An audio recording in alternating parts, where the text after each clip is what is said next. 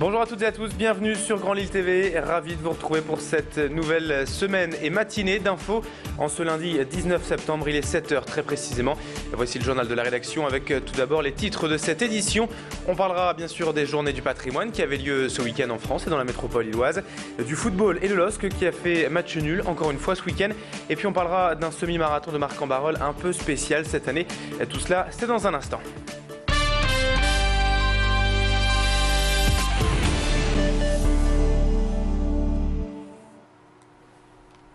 Alors comme je vous le disais en titre il y a un instant, l'événement du week-end c'était bien sûr les journées européennes du patrimoine qui avaient donc lieu samedi et dimanche partout en France.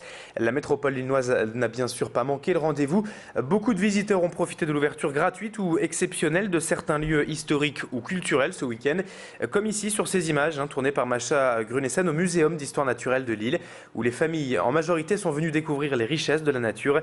Mais ce week-end d'autres lieux étaient ouverts au public comme la mairie de Lille, la préfecture du Nord, la caserne d'infanterie de la Citadelle. Rien que pour la ville de Lille, plus de 130 sites et monuments étaient ouverts pour l'événement ce week-end. Et il y en avait tout autant dans les autres villes de l'agglomération. Et vous, qu'avez-vous apprécié ce week-end? Macha Grunessen est allée vous poser la question hier. On écoute. On profite pour venir voir des lieux qu'on n'a pas forcément l'habitude de venir voir au cours de l'année. Donc là, on est allé à la gare Saint-Sauveur. Et puis ici, on est venu, c'est juste à côté. Donc voilà. Puis après, on ira au musée des Beaux-Arts. J'essaye effectivement d'en profiter à fond, donc ce qui est intéressant c'est d'aller voir des choses dont on connaît l'existence mais qu'on n'a jamais visitées. Ça nous donne la possibilité d'avoir accès aux musées qui d'habitude sont payants, donc non, très bien. On apprend des choses, on peut apprendre des choses qu'on avait oubliées. L'autre actualité de ce week-end était donc sportive avec le LOSC qui jouait en championnat à domicile samedi soir et les Dogs recevaient Sochaux.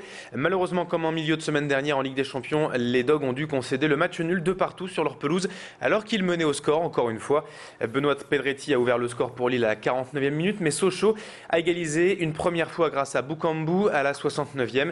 Eden Hazard a ensuite cru offrir la victoire aux siens en inscrivant un penalty à 10 minutes de la fin pour donc mener 2-1. Mais le Sochalien Priva a finalement égalisé à 4 minutes du terme, empêchant ainsi les Lillois d'empocher une victoire qui aurait fait du bien. Alors pour l'instant, rien de catastrophique tout de même au classement puisque Lille est 4e à 3 points seulement du leader Lyon. Mais il va quand même falloir régler ses problèmes défensifs. Lille n'a en effet pas encore terminé un seul match de la saison sans prendre de but pour l'instant. Ce sera peut-être pour demain soir, la prochaine journée de championnat, puisque le LOSC se déplace dès demain à Bordeaux.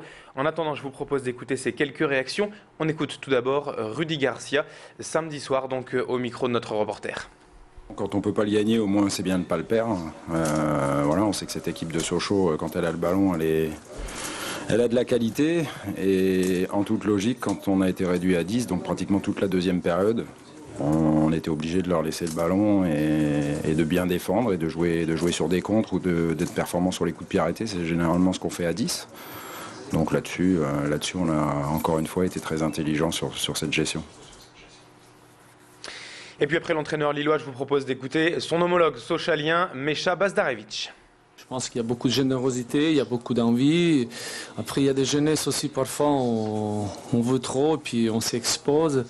Après, je pense qu'après le match comme ça, on doit progresser, on doit être un peu plus performant, un peu plus de serein dans certaines parties du match. Mais voilà, dans l'ensemble, il y avait tout. Il y avait tout et puis on a essayé de s'appuyer sur tout ce qui était positif. Il y avait des choses super intéressantes. Il y avait du sport décidément dans la métropole lilloise ce week-end puisqu'était organisé ce week-end le semi-marathon de Marc-en-Barœul. Une édition forcément spéciale cette année, tout juste un an après la disparition tragique de la joggeuse Natacha Mougel. L'épreuve hier lui a ainsi été dédiée, de même à la demande de sa famille, qu'à toutes les victimes de violeurs récidivistes. La famille de Natacha Mougel qui voulait encore une fois interpeller le monde politique à propos de la récidive, alors même que le procès du violeur présumé de Natacha doit s'ouvrir en début d'année prochaine. Beaucoup de monde était donc présent hier à Marc pour un hommage à ces victimes de récidivistes. Autre grande course du week-end, la 58e édition des 28 heures de Roubaix. Le départ a été donné samedi à 13 h de la place de la Liberté à Croix. Un peu plus de 70 marcheurs étaient inscrits pour cette course un peu folle.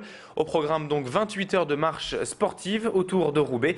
D'abord une grande boucle de 20 km, puis un circuit de 3,2 km autour du parc Barbieux. Et à l'arrivée, c'est le Hongrois Zoltán Kőskor devant le Russe Dimitri Osipov et le Français Gilles Letessier qui l'a emporté. Une information en bref à présent, plus de 6 mois après les disparitions mystérieuses de 3 jeunes hommes dans la Deule cet hiver. Souvenez-vous, les travaux de mise en place des lignes de vie doivent commencer aujourd'hui, ce matin. Un système de cordes situé au niveau de l'eau va donc être installé, cela afin de permettre à ceux qui tomberaient dans l'eau de se maintenir à flot et donc d'éviter ces drames et ces noyades comme l'hiver dernier. Allez, on termine dans ce journal avec une remise de la Légion d'honneur ce week-end. Brigitte L'Herbier a été honorée par le grade de chevalier de la Légion d'honneur. La conseillère générale du canton de Tourcoing-Sud a reçu sa décoration à Mouveau devant près de 500 personnes.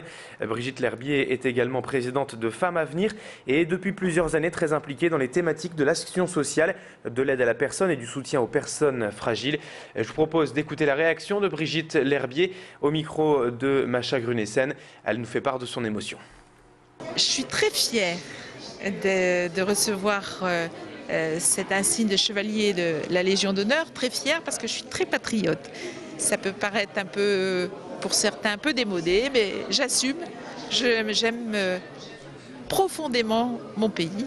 Et donc, quand j'ai appris à la promotion de Pâques que j'allais donc recevoir cette décoration, j'étais extrêmement émue. Et j'ai eu une pensée pour ma famille et pour tous ceux qui ont cru en moi jusqu'à maintenant.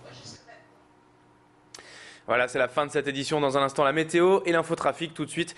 Donc restez avec nous sur